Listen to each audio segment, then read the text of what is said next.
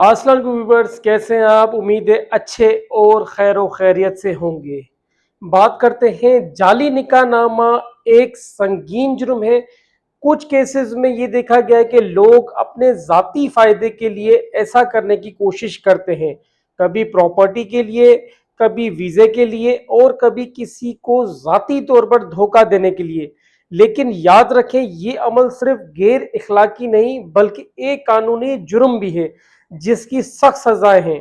Pakistan penal code के मुताबिक अगर कोई शख्स जाली निकाहनामा बनाए या इस्तेमाल करे तो उस पर मुख्तलिफ दफात लागू होती हैं, जिनमें सेक्शन 420 शामिल है, सेक्शन 468 शामिल है और सेक्शन 471 शामिल है, जिसकी सजा भी 7 साल या 10 साल तक हो सकती है और कैद भी हो सकती है या दोनों सजाएं साथ हो सकती हैं।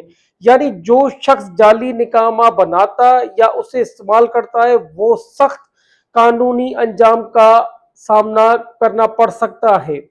अगर कभी आपके साथ ऐसा मामला हो जाए तो फौरन पुलिस में रिपोर्ट दर्ज कराएं, फैमिली कोर्ट या मजिस्ट्रेट से रुजू करें और अपना निकाहनामे को नादरा से वेरीफाई जरूर करवाएं।